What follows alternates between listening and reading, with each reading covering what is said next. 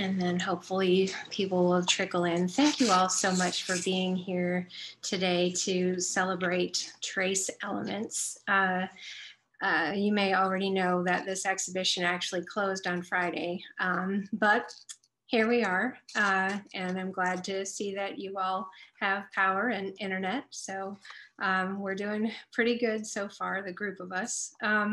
So the way that tonight is going to go, I'll just tell you, I'm going to make a couple of quick announcements, and then we will head into the main part of the program.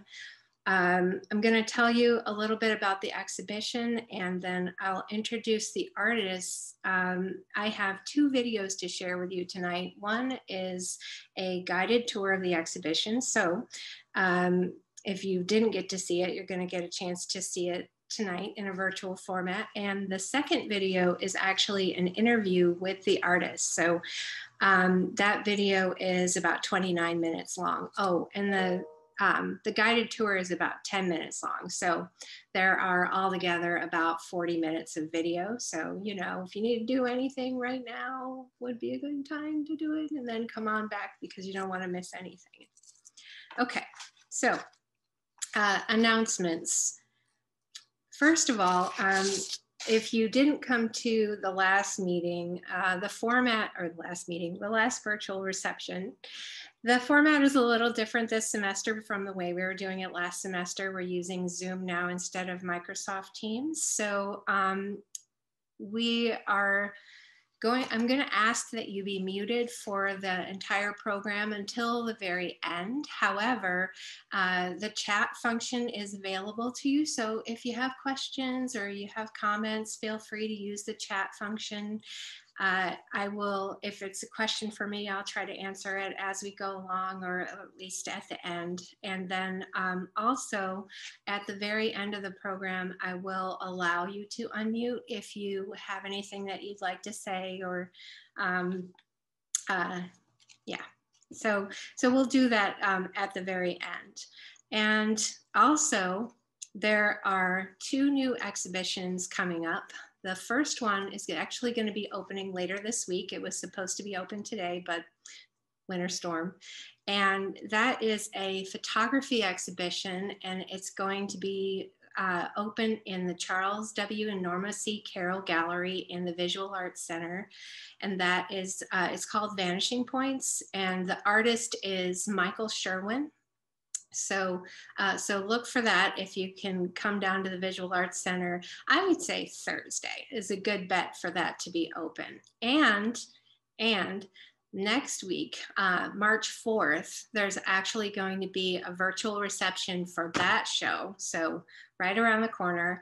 And when during that exhibition, there is going to be an artist talk. And so Michael Sherwin is preparing an artist talk, and students, it is an Art into Words opportunity. So, so you'll want to see that for lots of reasons. The final announcement is that the 35th annual student juried exhibition is coming up. It's going to be opening a little later than we planned because we wanted to give students an extra week due to the power outages to get their entries in. So students, if you didn't already submit your entries for the 35th annual student juried exhibition, you have 6 days. The entries are due next Sunday, February 28th at 11:59 p.m. So that show, the student juried show, is going to open March 22nd, and there'll be a reception for that on March 24th, but you don't have to remember all of that right now. It's all available on the website. Okay, so that's it for announcements. I want to talk just a little bit about Trace Elements. It's a two-person exhibition. The artists are Matthew Collage and Monica Mellor. And the exhibition was on view in the Burke Art Gallery from January 19th until just last Friday. So as I said at the very beginning, the exhibition is unfortunately closed now, and I hope that you got a chance to see it. However, if you didn't, you're going to get a chance to see it now in a virtual format or in just a few moments. So This exhibition was actually curated by the gallery committee of the School of Art and Design in collaboration with the artists. They don't know each other, but the gallery committee recognized compelling resonance among their artworks. So some things to look for when you're watching the video, some of the things that we noticed were some similarities and some important differences in the way that they handle their media, in the media that they use, in the way that they approach color, line, and texture. So you're going to see a lot of layering in their work, and when you get a chance to listen to them talk about their work in the interview, it'll be helpful to have that in your mind to think about when they're speaking about their work. So before I start the video, I'd like to introduce the two artists. It has been an absolute pleasure getting to know them over these past months. They are creative, passionate about their craft, and extremely generous. I'm excited for you to hear what they have to say. So Monica Mellor is the Foundation's art coordinator and assistant professor at the University of St. Francis in Fort Wayne, Indiana. She earned her BFA from the Milwaukee Institute of Art and Design and continued her studies at Purdue University, where she earned an MA, followed with an MFA from the Tyler School of Art, Temple University. While at Tyler, Monica also spent a year studying in Rome, Italy. We'll try not to hold that against her. Monica has exhibited her work widely in group and juried and solo exhibitions. She has completed numerous residencies, and we are very much looking forward to seeing her work. Matthew Collage lives and works in Akron, Ohio. He earned a BA in economics from the University of Chicago in 1988 and an MFA in painting from the Rhode Island School of Art and Design in 1993. Collage is a recipient of the Pollock-Krasner Foundation Award and a Fulbright Scholar. Collage's work has been featured in nearly 70 exhibitions, including the Cleveland Museum of Art, the Akron Art Museum, and the Rhode Island School of Design Museum of Art and Rose Art Museum. Okay. So now it's time to sit back and relax and enjoy. To start the first video is going to be the guided tour, and then we'll watch the interview.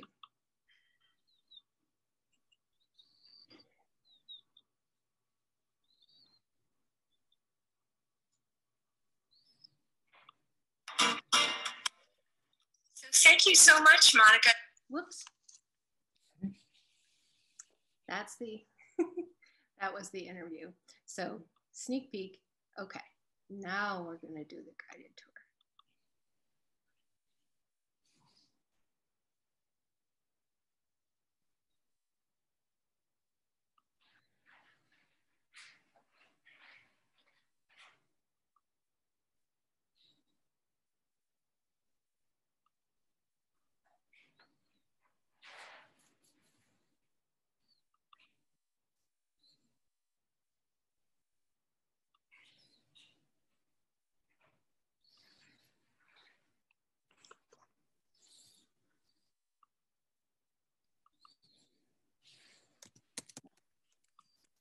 Burke Art Gallery in Smith Hall. We are going to be looking at the exhibition Trace Elements. This is a two-person show with work by Matthew Collage and Monica Mellor.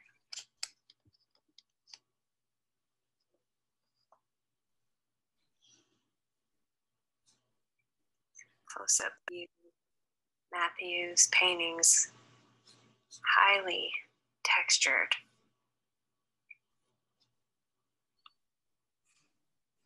Take a slow pan.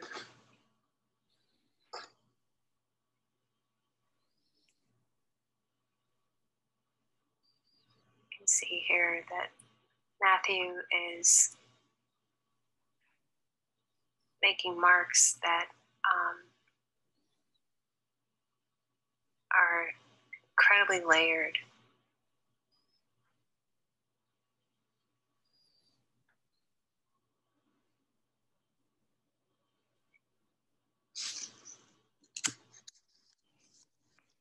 Here we have a bit of works by Mellor. Monica is an artist who works primarily with printmaking processes. I think that one of the things that's really beautiful about her work is when you get up close and you can see the marks that are impressed on the paper.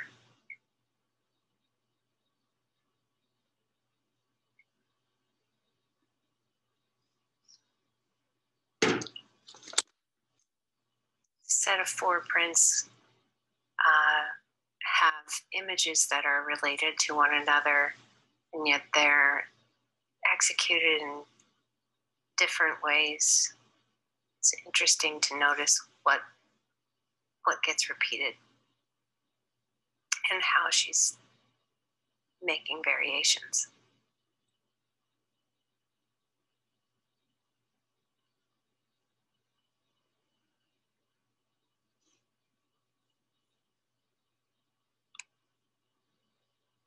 They're on paper, but because of the layering, there's a kind of a density that happens.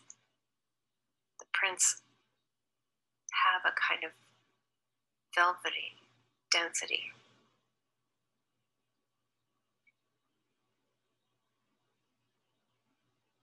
Okay, now we are moving into a small section of the gallery with several of Matthew's paintings. You're going to get a chance today to hear Matthew talking a little bit about his work and his process. And the paintings at first glance seem to be abstract, and they are, but as you'll hear, they're based on life and from stuff from the world. But they're a really good example of what happens when you draw from experience and then respond to what you're seeing rather than merely recording. Look at the surfaces of Matthew's work. You can even see bumps from the canvas sometimes.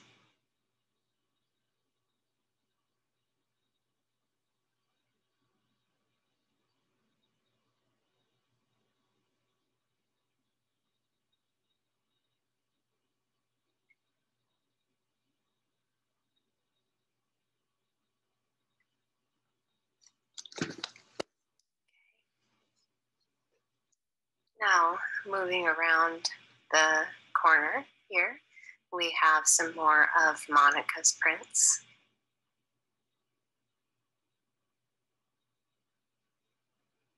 You can see the deckled edge of this beautiful, delicate paper.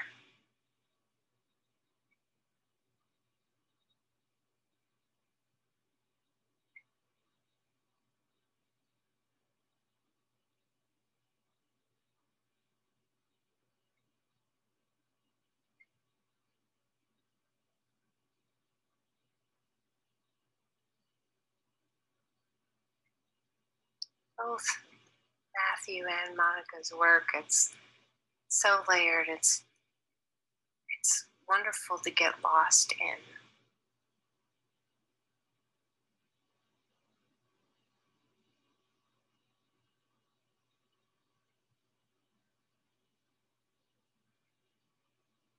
Monica will talk a little bit about the cutouts later, so just remember.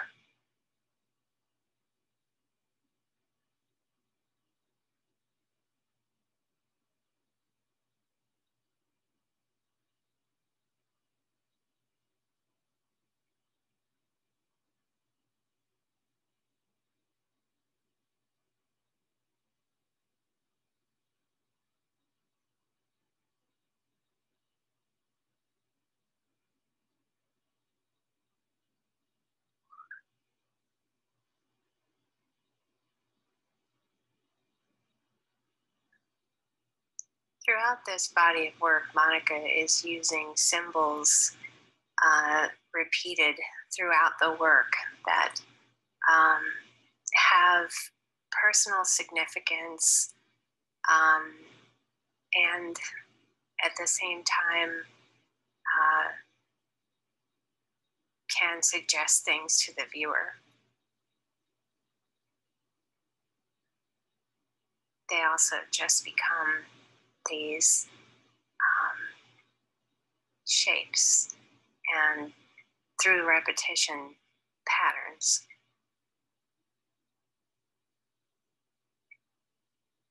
Again, looking at the surface and the way that the layering of the ink builds up into a pattern that really is about that intersection of the different layers.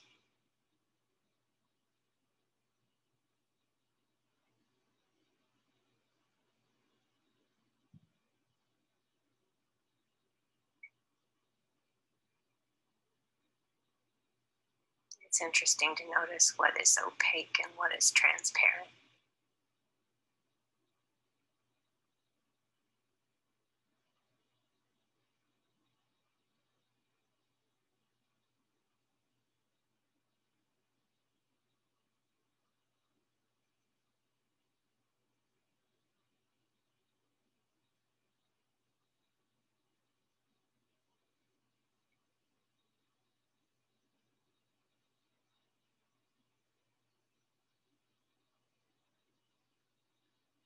Looking up close, there are so many lyrical surprises that happen in terms of color and line and texture.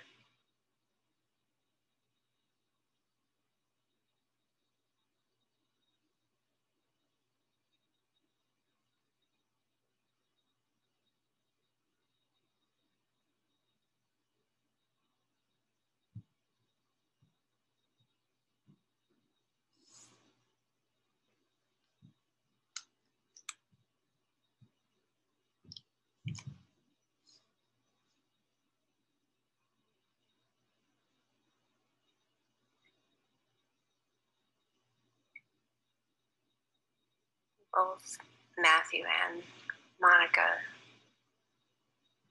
are creating these worlds with their materials.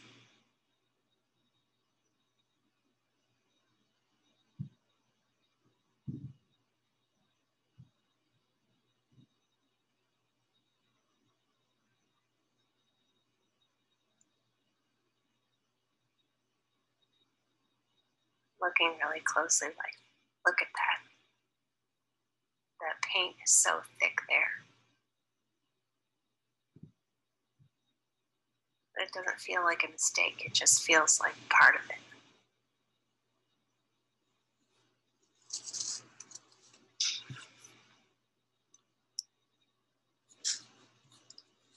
Okay, so now you got a chance to see the work. The next thing we're going to do is take a look at the interview with the artist.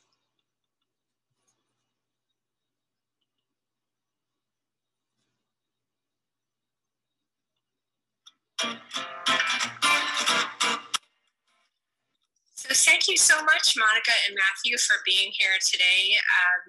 I just want to say, first of all, that the exhibition is gorgeous.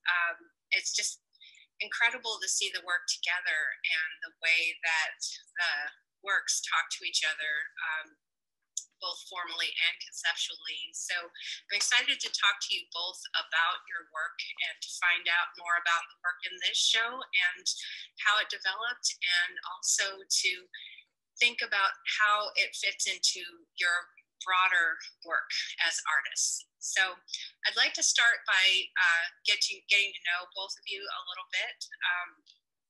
One of the things I want to make sure to tell everyone is that you guys did not know each other in advance of this show. So this show was put together in kind of collaboration with the gallery committee. You know, you're both art professors. Matthew, where do you teach? I teach at the University of Akron, Meyer School of Art. And Monica? I teach at the University of St. Francis in Fort Wayne, Indiana. Okay.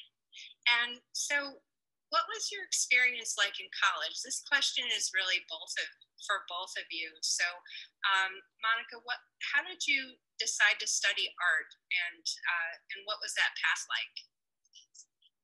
I decided to study art partially because the high school I went to, which was outside of Chicago in Barrington, Illinois, had a tremendously robust art program. And so starting with my freshman year there in high school, I got to take all sorts of art classes. We even had printmaking, which is very unusual for high school. And we had some really amazing teachers. And I wanted to be just like them, honestly. And I really loved making things. And then on some level, I think being an artist appealed to me because from the moment I discovered the work of Russian artist Vasily Kandinsky, I sort of became really obsessed with it. And I discovered that as a freshman somehow in a bookstore.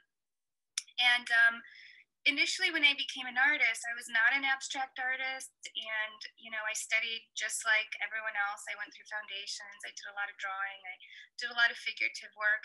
And so ultimately when I became sort of more of an abstract artist, it really surprised me. And now that I think back to the influence of Kandinsky really early on, it shouldn't have surprised me. But, you know, my high school really allowed me to discover all these things. And ultimately, I think becoming an artist felt really difficult. Like it wasn't going to be the easiest path in life. And I really liked that. I really liked having resistance to even just the thought of being an artist. You know, like my parents, they were really supportive, but it's not like they were super thrilled that I was going into this field that people think isn't robust in terms of employment. It just seemed really exciting and difficult, and like there was kind of a lot to discover. So I enrolled in art school. I went to the Milwaukee Institute of Art and Design. I learned a great deal. I really fell in love with printmaking there.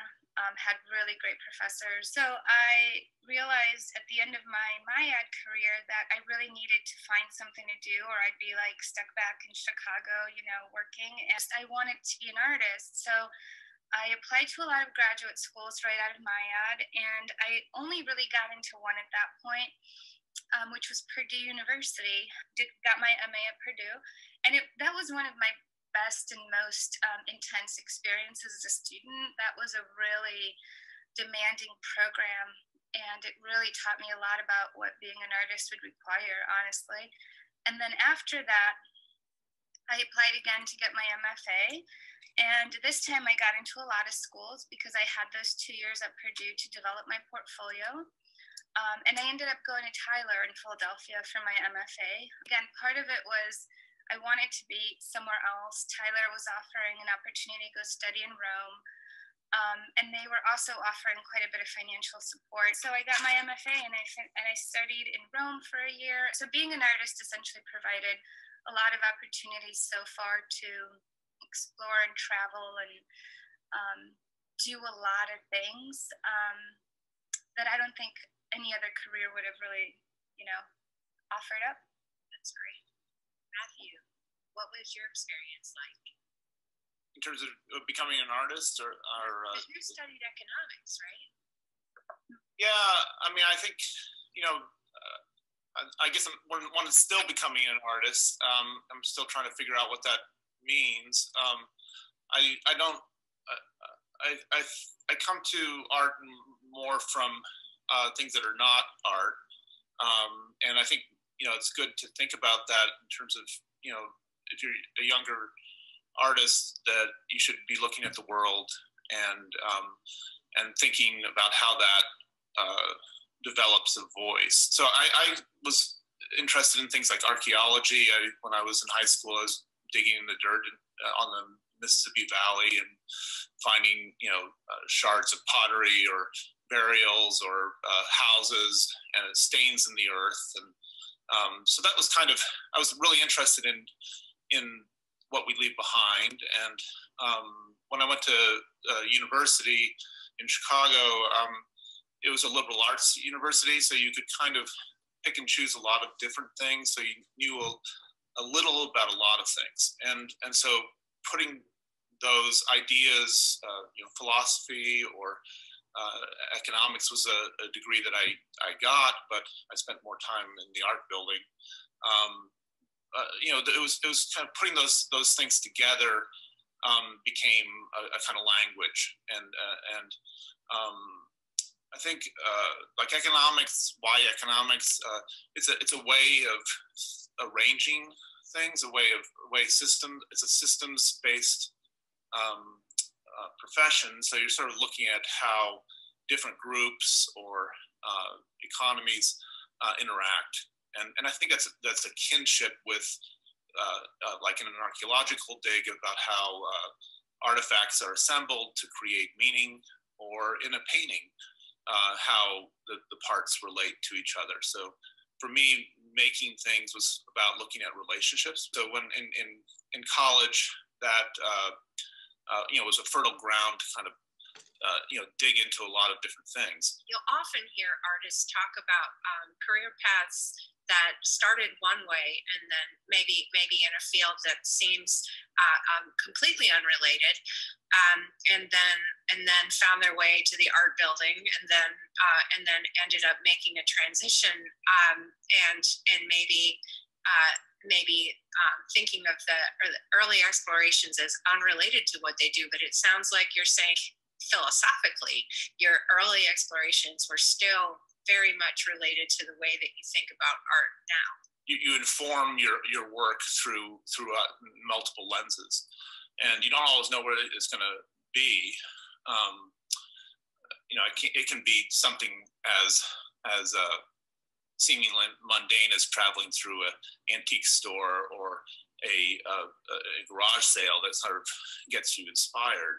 When you're an undergraduate, the best thing to come out of it is your ability to form questions.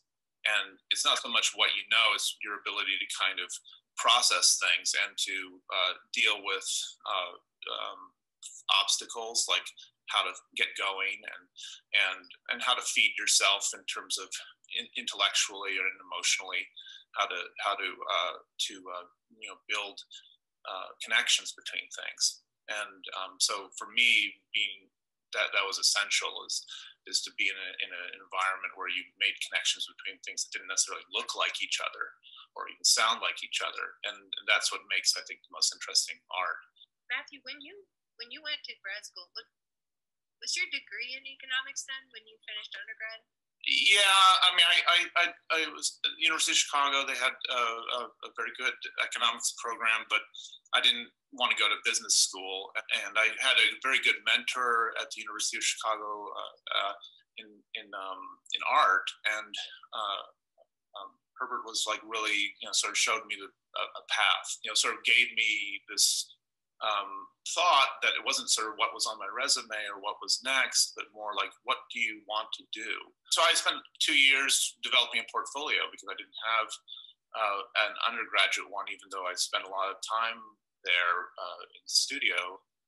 Got into RISD, Rhode Island School of Design, and you know, it was a kind of weird path because most people had a lot of art training when I got to graduate school. They knew how to look and how to act. and I didn't. That was kind of a shock, a little bit, but it was also kind of exciting. And the school was very eclectic. There, you could take glass, you could take photography, you could take painting. The seminars were talking about sort of the larger picture of art, not just about what I was interested in. And this was kind of a realization that there was a whole conversation that I didn't even know about, even though I had been doing it for a while. My experience of graduate school was, different than it is now. I think, I think people now, the graduate schools are more pumped into the market, but I think it's still a place where you have time to sort of find your voice and to see other people who are at that top of that game. They're not just there to get a degree. They're really in it to be there. It's not easy to find work teaching. That took 5 years of running around doing part-time work. Driving to and fro to 3 different schools in a week. But I've been at the University of Akron for about 20 years, and I'm full professor and sort of helped the program a lot. And so, how has your work evolved since leaving school? So I think once you leave school, there's a bit of slowing down, because that is a really productive time for most artists, right? That 2-3 years in the MFA experience. But I have always been really invested in kind of like the labor that comes along with being an artist. I love that part of it. I love work. I love physicality. I love all of that. When I left my MFA in 2007, at the end of that year in December, I had my first artist residency in Ireland. So what I did is I did work, I was waitress at 2 different restaurants right after my MFA. And I was applying like crazy to teaching jobs. And then I applied to this residency, and I was awarded the residency. And so residencies, if your students don't know what they are times where you get to go somewhere to make a body of work. And you do a residency because sometimes, for instance, I'm a printmaker, and I don't have my own presses. So that would be one reason to go to a residency, is they have facilities. But the other really important reason is that it really allows you this kind of period of time to be away from your daily life. Found that I love that experience. So for a long time, what I would do is I would make all of my matrices to print from during, when I was teaching or when I was working. I would come home and work on just making essentially plates to print. And then I would rely on that 1 or 2 times a year to go somewhere, and I would just print like mad and create whole bodies of work that way. In 2012, I had my first child, and it kind of changed a lot of that. So for me, that was a major development in my work, because the way that I actually print is kind of different than a lot of printmakers. It really requires a lot of time at the press, and I sort of make a lot of decisions on the spot. What I ended up doing when my daughter was first born, in this kind of struggle to refine myself as an artist, I started making a lot of paper cuts. That really allowed me the kind of room to work at home. And I ended up making this rule that I would work at least an hour a day, which doesn't sound like a lot, but I've made whole bodies of work an hour at a time. So the paper cuts, they did change the course of my work. But what was really interesting to me is, it kind of opened up a different market for my work, quite honestly. When I started to cut my prints up, they became decidedly one-of-a-kind works. And all of a sudden, these galleries that were never interested in prints were interested in the paper cuts. It was really the result of this, this life event that was really quite wonderful, becoming a mother, but really realizing I didn't have the time that I would have prior to that. There's life things that will change the course of your work, and then there's art things that will change the course of your work, and then there's those outside influences that will change the course of your work. But for me, it has been life events in the last 10 years or so that have really altered the course of things. me, what's your path been like? Has your work evolved or how has your work evolved since you've been out of school? Well, I've been out of school a while. I think it was 93 is when I finished MFA. So that's a good almost 30 years. I've had similar life events as Monica. I think I have 3 children, and art making has ebbs and flows. I think you kind of keep making it happen. You find ways of sustaining your work. So I think just the pace of studio is one thing that you learn that it sort of, I don't think it evolves, like it doesn't get better or worse. It's more like you find different ways of engaging what you're interested in. In terms of the work, it evolves just because you pay attention to what's around you, not just yourself. To evolve in the studio is to not just follow what works, but to disrupt. Sounds like what you're really saying is how you, not just how your work has evolved, but how you keep working, how you sustain a career over your life, and the way that your work evolves in tandem with the way your life evolves. I guess I want to switch gears a little bit now, building on what you told us, talking about the work in the show in particular. I'm interested in what you're thinking about when you choose color. Yeah, I guess that there's always, layers to this. I taught and lived in the Central Valley of California for about 8 years. And just like any other place I've been, whatever the surrounding color is or colors are seems to kind of seep into the work. Despite the fact that Death Valley, for instance, is desert and it has a lot of this kind of neutral colors that one would find in the desert, there's also moments of this immense brightness. And I've always just generally found myself drawn to that kind of color. So, I always tell my students that if I were a color, I'd be like a fiery orange. Right? I mean, there's just something in there that I find incredibly comforting and compelling, like those kinds of really bright. So I'll find the color and then I'll always kind of amp it up a bit. It was really actually inspired when I lived in California by the work of Richard Diebenkorn, who's an abstract painter, right? And his colors are just incredibly potent and powerful and very bright. And he moved to Wisconsin for a year, which is sort of like the thing that no one talks about in his work. And he was there for a year, and he was so inspired by the colors of California that he couldn't do it in Wisconsin. The paintings, they turned really cool and they were really great, but they were definitely not the Diebenkorns that we all know and love, these bright, vivid colors. So he moved back to California, but I thought that was kind of very akin to the way that I tend to work with color, that I'm always really kind of inspired by what's around me. But then there's also a different layer to the work for me, which is that I grew up in Poland, and my father was this kind of really big collector of things. So we had rooms full of things. So there's a lot of colors that come to me in my mind from memory, and they tend to be from those collections of things. And he was really drawn to golds and reds and very warm colors. And so I think there's a bit of me that's always kind of reaching back to that. But when I'm working, I am always thinking about color theory. So for instance, if I'm mixing up an orange, I always have a blue there, right? Because those are complements. And I may just usually into the orange mix just a tiny bit of blue, not enough to change the hue, but to kind of just temper the color and make it a bit more complex. So I guess there's just kind of multiple levels of where that comes from in the work. But yeah, color is incredibly important. That was what Kandinsky was about for me, right? When I saw these paintings and they were dancing with color, it just made me feel like, oh, this is what I want to do with my life, right? I want to be that box of crayons. So yeah, it just has these. Yeah.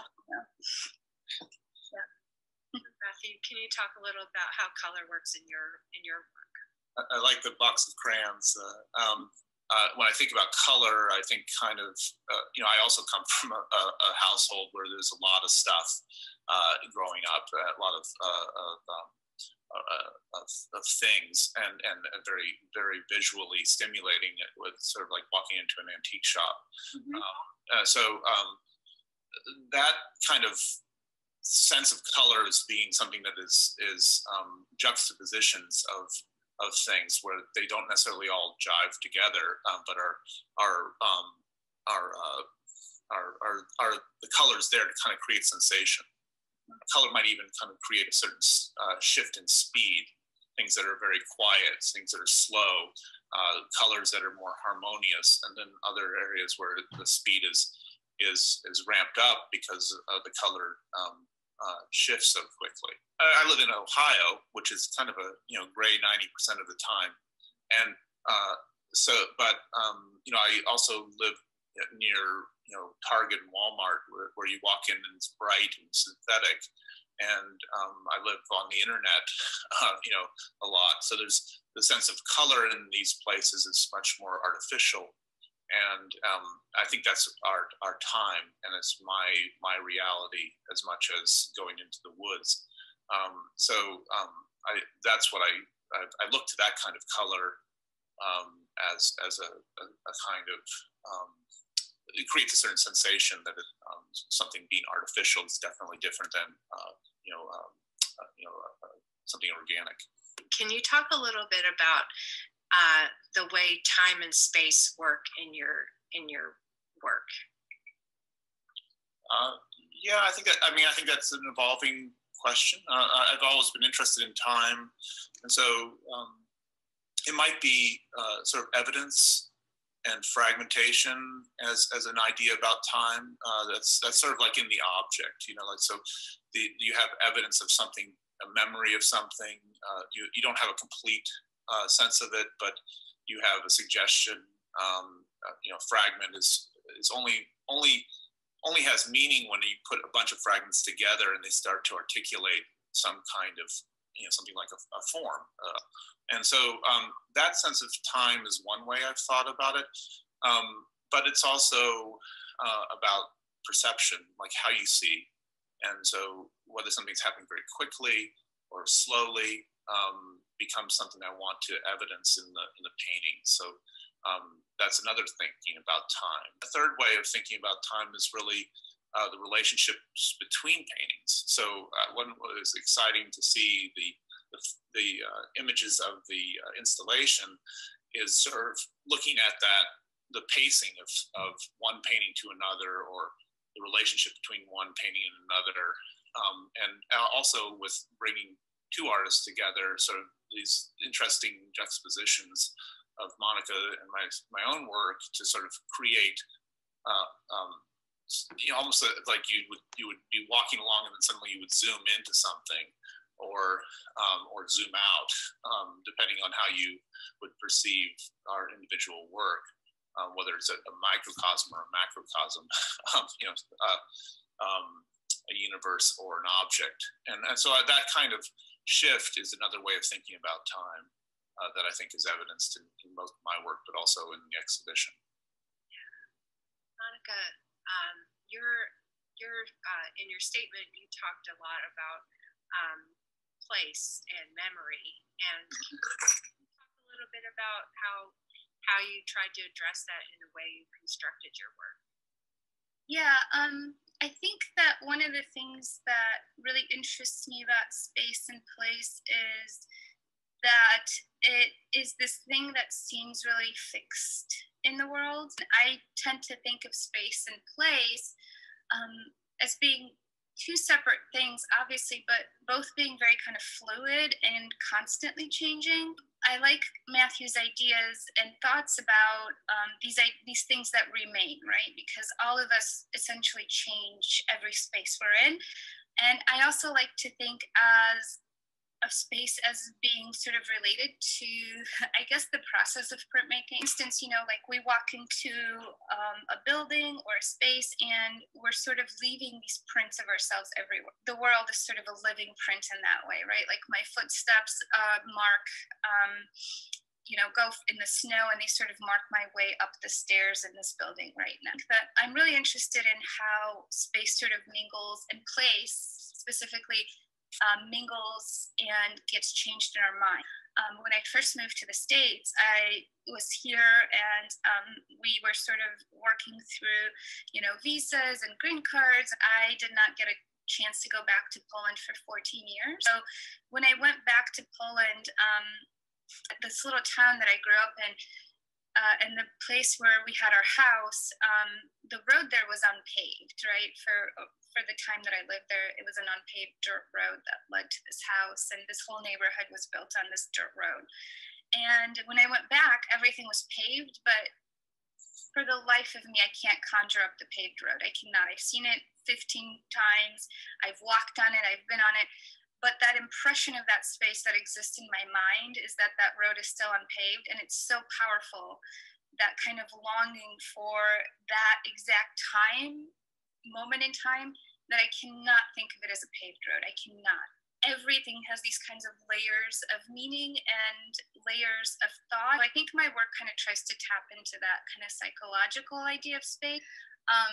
So I'm always kind of interested in how we shape space in our mind and how it's constantly sort of changing. Yeah. I think in both of your work, the way that you talk about your ideas and the physical manifestation of the work are so intricately linked, and I think that's one of the really difficult things to get your mind around. And when you're a young artist, the idea of how do you take your ideas and find a form that will not only express those ideas but actually come back in a way. And so that it's really exciting to see. You guys came up with the title.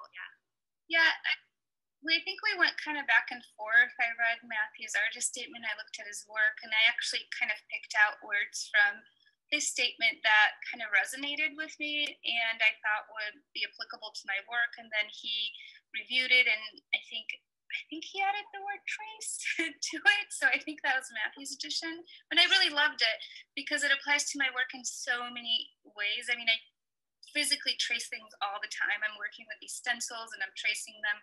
But then there is this kind of trace of memory in the work, and there's this trace of this idea of what is left behind. So I think for me, it has, again, these kind of multiple applications to not just the way I work, but the content of the work. Putting together titles is always kind of tricky, and I don't know if we came up with the best title or not, but I do, it's always elusive, but I think I enjoy, when you're in a collaborative situation with another artist, it's important to, I like what you're saying, Monica, it's like you look to the other person's voice and sort of try to take a reading of what they're doing, not just what you're doing, and sort of finding, different ways of assembling the thought. I hope that happens also with a curator when they're putting together a show, that it isn't just what you're about, it's about sort of what the relationships that come from putting people together. But this idea of trace elements is, in a way, is sort of like, well, if this thing comes together with that thing, is a third thing made. And I think that's what's exciting about it. On that note, thank you so much, both of you. It's a really wonderful conversation.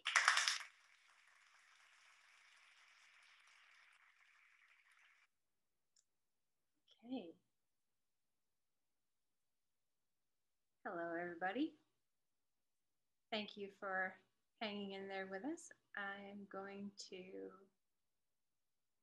let's see.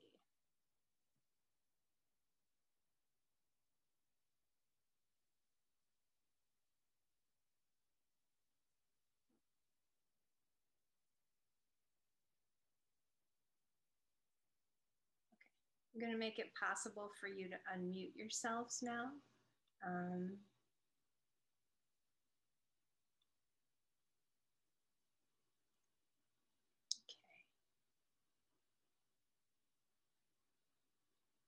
And there's the question for you, Matthew, in the chat. There's someone applying for grad schools now and attending all the open houses. Or after attending all the open houses, I realized that most people are doing it just for the degree, an MFA to become a professor maybe, and I realized that most people were choosing painting because it's considered an easy major. Painting is considered an easy major, or people think it is. I think that's a question.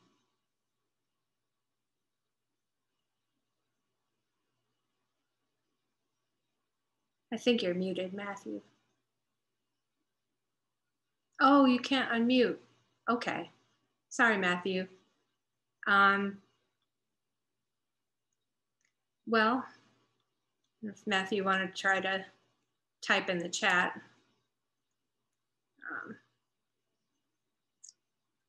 So Sandra said in the chat, I love all the influences and factors that you're both talking about. This is so important for students to realize and claim for themselves. Okay.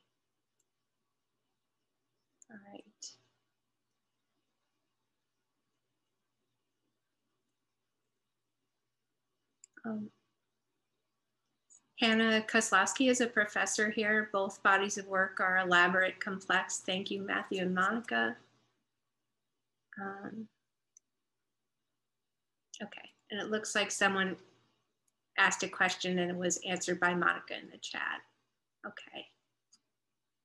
Okay.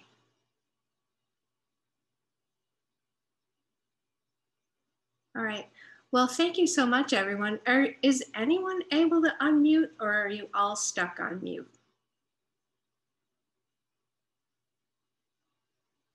Probably can't answer me. I'm sorry, everyone. All right. Well, listen, thank you so much for being here. It really means a lot. And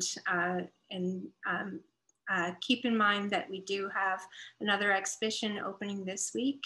And also, if you want to see this recording again, or you want to find out any more about the exhibition, the recording will be available on the website sometime in the next few days. So you'll be able to rewatch it or share it with others if you like. All right. Well, thanks, everybody. Have a good night.